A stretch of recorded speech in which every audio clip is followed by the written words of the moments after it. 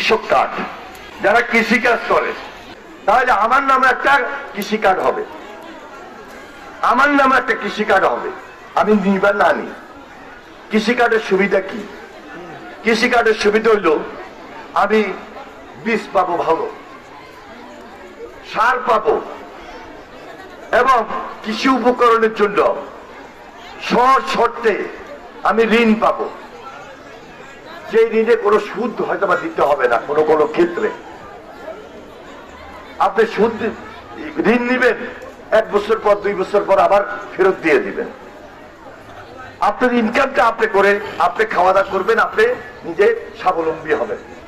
এটা প্রত্যেক কৃষক যিনি কৃষি কাজের সঙ্গে সম্পৃক্ত, আমাদের এই এলাকায় তো সবচেয়ে বেশি।